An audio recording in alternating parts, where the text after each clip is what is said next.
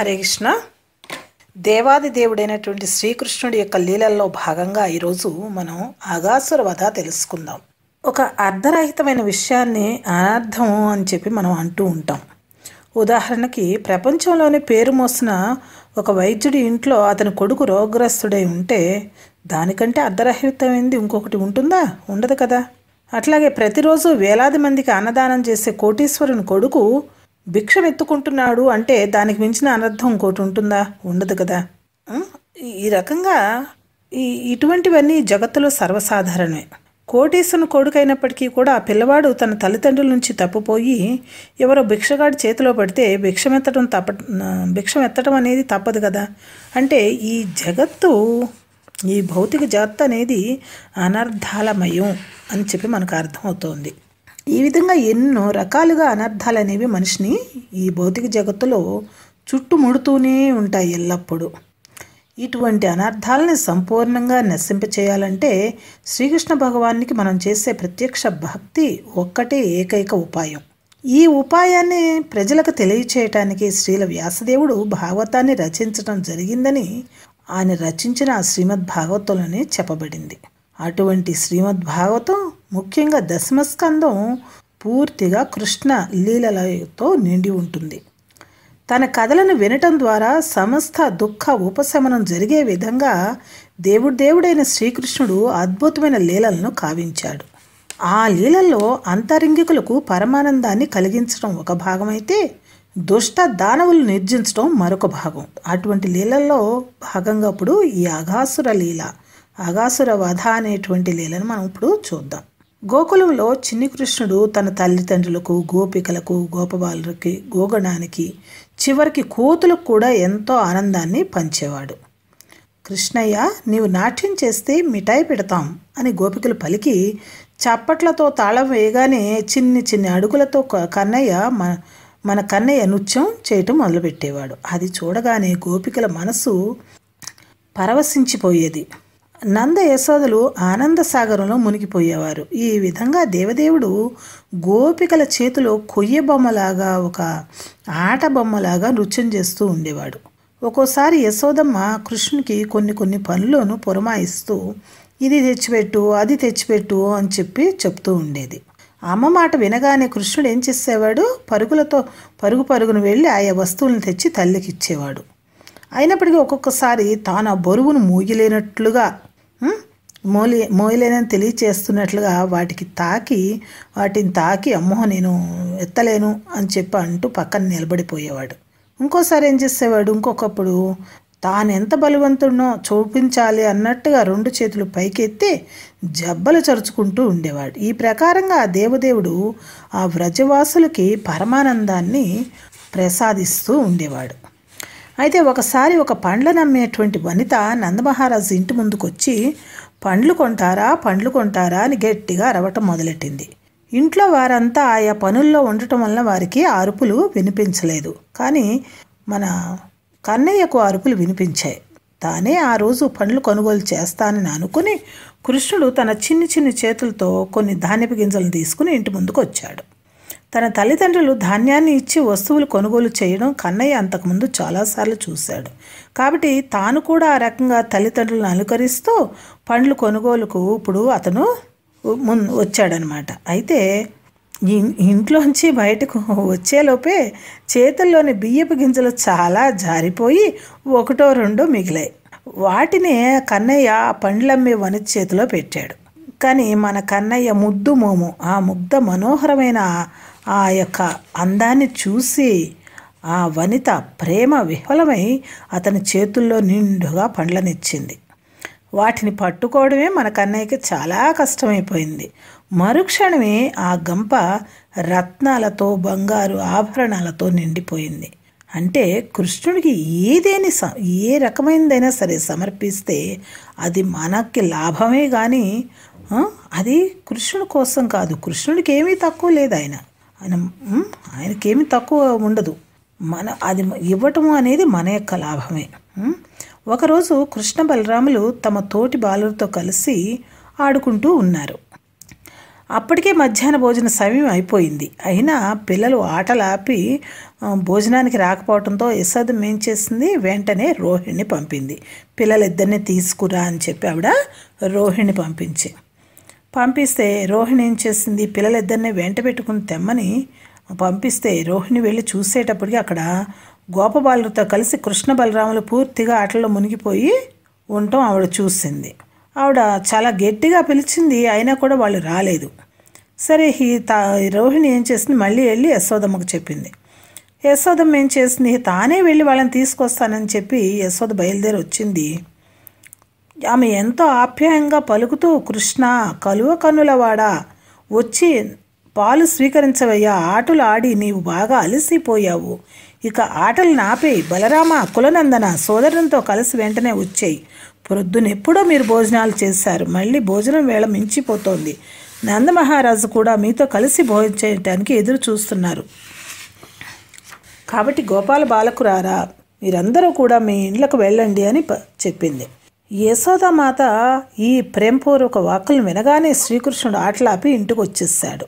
ఆ రోజే జన్మ నక్షత్రం కూడా కాబట్టి యశోద తన ముద్దు బిడ్డకు చక్కగా స్నానాలు చేయించి కొత్త బట్టలు వేసి బ్రాహ్మణులకు దానం ఇప్పించింది. ఆ తర్వాత కృష్ణ బలరాములు నందునితో కలిసి భోజనాలు చేశారు. ఈ విధంగా కాలం దొర్లిపోతూ ఉండగా ఒకరోజు నందుడు మొదలైన గోపులందరూ ఒక చాట కూర్చుని ఇష్టాగోష్ఠి చేస్తూ ఉన్నారు. అప్పుడు వారిలో అనుభవజ్ఞుడైన ఉపానందుడు తన అభిప్రాయాన్ని చెబుతూ, మనందరికీ శుభం చేకూరాలంటే మనం వెంటనే ఈ ప్రదేశాన్ని మనం విడిచిపెట్టడం మంచిది. బలరామకృష్ణుల్ని సంహరించే నిమిత్తం ఇక్కడ ఎన్నో ఉత్పాతాలు మనకు ఇక్కడ జరిగాయి. అయినా కూడా భగవంతుడి అనుగ్రహం వల్ల అవన్నీ కూడా దూరం అయ్యాయి. ఇంతకుముందు పోతన వచ్చింది కానీ ఆ పోతనే మరణించి మన కృష్ణుడు మనకు దక్కాడు. అట్లాగే బండి మన పిల్లవాడి మీద, కృష్ణుడు మన కన్నయ్య మీద పడబోయింది, అయినా కూడా అదే విరిగి పడిపోయింది. అట్లాగే ఒక దానవుడు సుడిగాలి వేషంలో వచ్చాడు, కానీ చివరకు వాడే రాయి మీద పడి మరణించాడు. మన అదృష్టం ఏంటంటే ప్రతి సంఘటనలో కూడా కృష్ణుడు విష్ణువు చేత రక్షింపబడ్డాడు. ఇటీవల 2 వృక్షాలు ఎటువంటి కారణం లేకుండానే ఘోరంగా కూలిపోయాయి. అక్కడే మన కన్నయ్య కూడా ఉన్నాడు. అయినా భగవద్ అనుగ్రహం వల్ల అవి మన పిల్లవాడి మీద పడలేదు. కాబట్టి మళ్ళీ ఇంకా ఏవేవో ఉపద్రవాలు కలిగేలోపు మనం ఇక్కడి నుంచి వెళ్ళిపోదాం. నందేశ్వర మహావనాలకు మధ్య బృందావనం అనే స్థానం ఉంది. అది మన నివాసానికి, మన గోగణానికి చాలా అనుకూలమైంది. కాబట్టి ఏమాత్రం ఆలస్యం చేయకుండా మనకి అక్కడికి వెళ్ళిపోదాం. ఒకవేళ నా సలహా మీకు నచ్చితే కనుక వెంటనే ప్రయాణం కట్టండి అని చెప్పేసి ఉపానందుడు చెప్పడం జరిగిందనమాట. సరే, ఉపానందుడు సామాన్య వ్యక్తి కాదు, చాలా అనుభవజ్ఞుడు. అందువల్ల ఏమిటంటే ఆ మాట అందరికీ నచ్చింది. అందరూ కూడా సరే అని చెప్పేసి తమ సమ్మతిని తెలియచేసి వెంటనే సామాన్లన్నీ సర్దుకుని సామాన్లన్నింటినీ బండ్ల మీదకి ఎడ్ల బండ్ల మీదకి ఎక్కించి గోగణాన్ని తీసుకుని బృందావనానికి బయలుదేరారు. గోగణంతో సహా బృందావనానికి బయలుదేరారు. ఆడవాళ్ళంతా ఎడ్ల బండ్ల మీదకి ఎక్కి కూర్చున్నారు. ఒక బండిలో యశోద రోహిణులు కూర్చున్నారు. వాళ్ళ ఒడిలో కృష్ణ బలరాములు ఆ తల్లులు ఉన్నారు. ఆ తల్లులు తమ పిల్లల యొక్క లీలాకీర్తనం చేస్తూ ఆనందిస్తూ ఉన్నారు. చివరకు అందరూ కూడా బృందావనానికి చేరారు. అక్కడ బృందావనాన్ని, గోవర్ధన పర్వతాన్ని, యమునా తీరాన్ని చూసి కృష్ణ బలరాములు ఎంతో ఆనందించారు. కొంతకాలానికి కృష్ణ బలరాములు ఆవుదూడల్ని పాలించే వయసుకు చేరుకున్నారు. అందువల్ల నందమహారాజు వారికి గోవత్స పాలన కార్యాన్ని అప్పచెప్పాడు. ఈ విధంగా కృష్ణ బలరాములు తమ గోపబాల మిత్రులను కూడి గోవత్సాలను అడవిలో మేపుతూ ఆ రకమైన క్రీడల్లో మునిగి తేలుతూ ఉండేవారు. అప్పుడప్పుడు కృష్ణుడు వేణువును ఊదుతూ గోగణాలని, గోపబాలుని, గోవత్సాలని అందరినీ కూడా ఎంతో ఆనందింపచేసేవాడు. ఒకరోజు కృష్ణ బలరాములు గోవత్స పాలనం చేస్తూ యమునా తీరంలో చరిస్తూ ఉన్నారు. అదే అదనుగా ఒక అసురుడు దూడ రూపాన్ని ధరించి దూడల మందలో కలిసిపోయాడు. రాక్షసులు సాధారణంగా కామరూపులై ఉంటారు కదా. అంటే కామరూపులు అంటే ఏంటంటే కోరిన రూపాన్ని, ఏ రూపాన్ని కావాలంటే వాళ్ళు దాన్ని ధరించగలరు అన్నమాట. కాబట్టి కృష్ణుని దగ్గరగా వెళ్ళాలి, కృష్ణుని సంహరించాలి అంటే ఒక దూడ రూపంలో అయితేనే ఆయన కృష్ణుడికి దగ్గరగా వెళ్ళటం సాధ్యం అని తలిచినటువంటి ఆ అసురుడు ఏం చేశాడు, దూడ రూపంగా వచ్చాడు. కానీ యోగేశ్వరుడు కదా మన కృష్ణుడు, మన కన్నయ్య యోగేశ్వరుడు కాబట్టి ఆయనకి వెంటనే అర్థమైపోయింది, అదిగో రాక్షసుడు దూడ రూపంలో ఉన్నాడని అని చెప్పేసి శ్రీకృష్ణుడు బలరాముడికి కూడా చూపించాడు. వెంటనే శ్రీకృష్ణుడు ఆ దూడ వెనక కాళ్ళను పట్టుకుని గాలిలో తిప్పటం మొదలుపెట్టాడు. గాలిలో చక్రంలాగా తిప్పటం వలన అసురుని ప్రాణాలు గాలిలోనే కలిసిపోయాయి. అప్పుడు శ్రీకృష్ణుడు వాడిని ఆ విధంగా తిప్పుతూనే వెలగ చెట్టుపైకి విసిరేశాడు. విసిరేసిన తర్వాత అప్పుడు ఆ రాక్షసుడు అసలు రూపంలోకి వచ్చాడనమాట. వాడి బరువుకు చెట్టు నేల కూలిపోయింది. గోపబాలురందరూ కూడా కృష్ణుడి యొక్క ఆ సాహస కార్యాన్ని చూసి పరమానంద భరితులైపోయారు. ఓ కృష్ణ, బాగుంది బాగుంది, మంచి పని చేశావు అంటూ గోపబాలు శ్రీకృష్ణుని అభినందించారు. ఉన్నత లోకాల్లోంచి దేవతలందరూ కూడా పుష్పవృష్టి కురిపించారు. ఇంకొక రోజు కృష్ణ బలరాములు గోవత్స పాలనం చేసిన కొంత సమయానికి వాటికి నీళ్లను తాగించడానికి యమునా తీరానికి వచ్చారు. గోవత్సాలు అంటే దూడలు అని మనం చెప్పుకున్నాం కదా. కాబట్టి ఆ దూడలతో నీళ్లు తాగించారు, తాము కూడా తాగారు. అక్కడ తాగిన తర్వాత వాళ్ళకి చూస్తే అక్కడ వాళ్ళకి ఒక చాలా పెద్ద కొంగ వంటి ఒక ఇది కనపడింది అనమాట. అది ఒక పర్వత శిఖరం లాగా ఉంది. ఇంద్రుని వజ్రాయుధంతో నేల కూలినటువంటి పర్వత శిఖరం లాగా అంత పెద్దగా అట్లా కనిపించేటప్పటికీ దాన్ని చూడగానే గోపబాలురందరూ కూడా భీతి చెందారట. అంత పెద్ద కొంగను వారెప్పుడు చూడలేదు అసలు. కనీ ఎరుగునటువంటి ఆ భయంకర ప్రాణిని చూడటానికి కూడా వాళ్ళు జంకారు. అందరూ ఆ విధంగా భీతులై ఉన్న సమయంలో ఆ కొంగ హఠాత్తుగా ముందుకు వచ్చి శ్రీకృష్ణుని మింగివేసింది. తలంపుగా జరిగిన ఆ సంఘటనతో బలరాముడు, గోపబాలురు నిశ్చేష్టులైపోయారు. దాదాపు వాళ్ళందరూ కూడా చైతన్యాన్ని కోల్పోయి నేల మీద పడిపోయారు. కానీ కొంగ నోట్లోకి వెళ్ళిన శ్రీకృష్ణుడు అగ్నిలాగా మండసాగాడు. దాంతో కొంగ యొక్క తాలుమూలం మండసాగింది, తప్తం కాజొచ్చింది. ఆ వేడిని భరించలేక అది వెంటనే కృష్ణుని మళ్ళీ బయటకు కక్కేసింది. కృష్ణుడు ఆ కొంగ నోటి నుంచి బయటపడ్డాడు. అప్పుడు అది తన పదునైన ముక్కుతో శ్రీకృష్ణుని పొడిచి చంపుదామని ప్రయత్నించింది. కానీ శ్రీకృష్ణుడు చాకచక్యంగా తప్పించుకుంటూ తన 2 చేతులతో దాని ముక్కు 2 భాగాలను పట్టుకుని గడ్డి పోచను చీల్చినట్టు చీల్చివేశాడు. దానితో బకాసురుడు చచ్చి నేల మీద పడ్డాడు. ఇదంతా చూసినటువంటి గోపబాలురు విస్మితులైపోయారు. పోయిన ప్రాణాలు తిరిగి వచ్చినట్లుగా అనిపించింది. స్వర్గలోకవాసులైనటువంటి ఇతర దేవతలందరూ కూడా మల్లికా పుష్పాలను కృష్ణుడిపై కురిమించి శంఖాలు ఊదారు, స్తోత్ర పాఠాలు చేశారు. నెమ్మదిగా నేల మీద నుంచి ఈ గోపబాలురందరూ లేచి కృష్ణుని దగ్గరకు వచ్చి ఆలింగనం చేసుకుని వారంతా కూడా ఆనందం చెందారు. ఈ విధంగా తరువాత ఈ బృందావనానికి తిరిగి రాగానే వారందరూ కలిసి కృష్ణ లీలని అద్భుతంగా గానం చేశారు. అరణ్యంలో జరిగినటువంటి ఈ బకాసుర వధని విని గోపగోపికలందరూ కూడా ఆశ్చర్యపోయారు. కృష్ణ బలరాములు, గోపబాలురు అందరూ క్షేమంగా తిరిగి వచ్చినందుకు వాళ్ళు ఎంతో సంతృప్తులై వాళ్ళని మళ్ళీ ప్రేమగా ముద్దాడటం జరిగింది. ఈ గోపబాలురు చెప్పినటువంటి విషయాన్ని విన్నటువంటి నందుడు మొదలైన గోపులు తమలో తాము ఆలోచన చేశారు. ఈ బాలకృష్ణుడు ఎన్నోసార్లు మృత్యుముఖంలో పడినా కూడా బయటపడ్డాడు. అంతేకాదు తనను చంపటానికి వచ్చినటువంటి వారికి మృత్యు కారణం అయ్యాడు. వాళ్ళందరినీ కూడా తాను చంపాడు. ఈ రాక్షసులు ఎంతో భీకరాకారాన్ని కలిగి ఉన్నప్పటికీ కూడా ఈ చిన్ని కృష్ణుడిని ఏమీ చేయలేకపోయారు. కాబట్టి గర్గమును చెప్పిందంతా సత్యమే అవుతోంది, అవన్నీ కూడా మన అనుభవంలోకి వస్తూ ఉన్నాయి అని చెప్పి వాళ్ళందరూ అనుకున్నారన్నమాట. ఈ ప్రకారంగా నందుడు మొదలైనటువంటి గోపులందరూ శ్రీకృష్ణ బలరాముల యొక్క లీలల్ని నిరంతరం చర్చించుకుంటూ ఎంతో దివ్యానందంలో వాళ్ళు సమయాన్ని గడిపేవారనమాట. వారికి ఎప్పుడు కూడా ఈ భౌతిక జగత్తు యొక్క కష్టాలు, ఆవేదనలు కలగలేదు. ఎందుకంటే వాళ్ళు కృష్ణ లీలల్నే తలుచుకుంటూ ఉన్నారు కాబట్టి ఆ కృష్ణ లీలల యొక్క మహిమ అటువంటిది. కృష్ణ బలరాముల కౌమార వయస్సు ఈ విధంగా గోవత్స పాలనలో గడిచిపోతూ వస్తూ ఉంది. ఈ కృష్ణ బలరాముల యొక్క సన్నిధిలో ఉన్నటువంటి వ్రజవాసుల అదృష్టం వర్ణింపనలవి కానిదిగా ఉందట. ఇప్పుడు మనం బకాసుర వధ చదివాం కదా, అంతకుముందు పూతన గురించి మనం తెలుసుకున్నాం. ఈ పూతన బకాసురుల యొక్క సోదరుడే ఆఘాసురుడు అన్నమాట. తన వాళ్ళందరినీ తొదముట్టించినటువంటి శ్రీకృష్ణుడిపై ప్రతీకారం తీసుకోవాలని చెప్పి ఈ ఆఘాసురుడు తీవ్ర సంకల్పం చేశాడు. ఏం చేశాడు, కృష్ణునికి కృష్ణమిత్రులకు తిలోదకాలు ఇస్తే అప్పుడు గాని వ్రజవాసులందరూ నశించిపోరు అని అతను ఊహించాడు. అంటే వీళ్ళిద్దరూ ఉన్నంతకాలం వ్రజవాసులు ఉంటారు, ఇప్పుడు ముందు వీళ్ళిద్దరినే చంపేయాలి. కాబట్టి కృష్ణుడి యొక్క బృందాన్ని ఒకేసారి తుదిమట్టించాలి అన్న ఆలోచనలో వాడు ఏం చేశాడంటే పెద్ద కొండ చిలువ రూపాన్ని ధరించాడు. గోపబాలురంతా వెళ్లే మార్గంలో వాడు అఘాసురుడు నోరు తెరిచి పడుకున్నాడు. అతని పై పెదవి ఆకాశాన్ని తాకుతోంది, కింద పెదవి భూమి మీద ఉంది. నోట్లోని భాగం చీకటిగా ఉంది.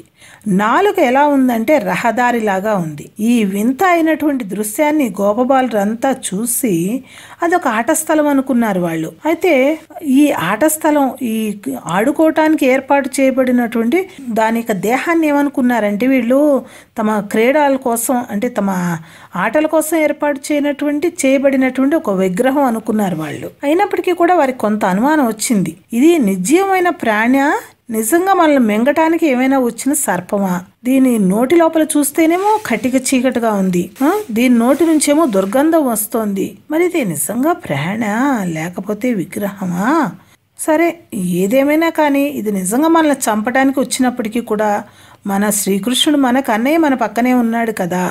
ఒకవేళ నిజంగా ఇది ప్రాణి మనల్ని చంపటానికి వస్తే మన కన్నయ్య మనతోనే ఉన్నాడు కాబట్టి ఇది కూడా ఆ రోజు బకాసురుడు ఎలా చనిపోయాడో అలాగనే చనిపోతుందిలే అని చెప్పి వారంతా అనుకున్నారంట. ఆ విధంగా మనసులో నిశ్చయించుకుని శ్రీకృష్ణుని సుందర ముఖార విందాన్ని చూసి నవ్వుతూ అందరూ ఆ కొండ చిలువ నోట్లోకి వెళ్ళారు. కృష్ణుడు వాళ్ళని నివారించబోయాడు, అయ్యో వెళ్ళకండి వెళ్ళకండి అని. అయినప్పటికీ వాళ్ళు వినలేదు.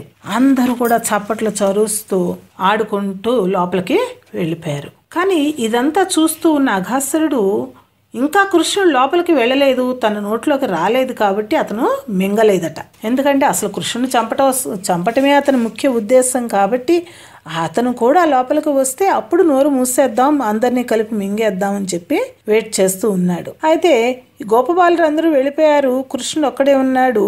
సరే, గోపబాలును వదిలి ఉండలేక శ్రీకృష్ణుడు కూడా ఏం చేశాడంటే ఆ పాము నోట్లోకి ప్రవేశించాడు.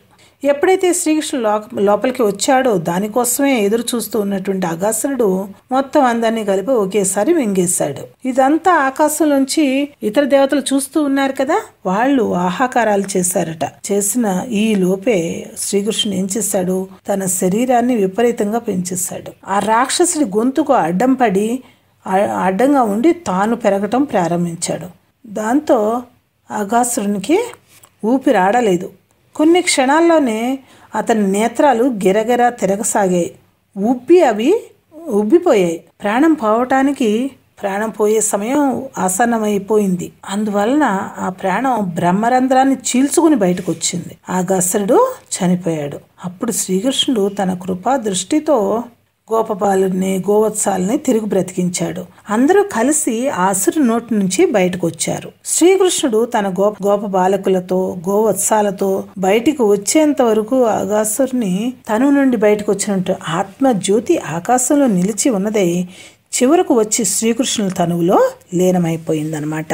ఆ రకంగా అఘాసురుడు ఒక ఆత్మ జ్యోతి రూపంగా వచ్చి శ్రీకృష్ణులోనే కలిసిపోయింది. ఈ విధంగా అఘాసురునికి ముక్తి లభించింది. అది చూసిన దేవతల ఆనందానికి హద్దు లేకుండా పోయింది. వారంతా నృత్యాలు చేశారు, గానం చేశారు, పుష్పవృష్టి కురిపించారు, ఎంతో పెద్ద ఉత్సవమే చేశారు. ఈ విధంగా దేవలోకమంతా చాలా కోలాహలంగా మారిపోయింది.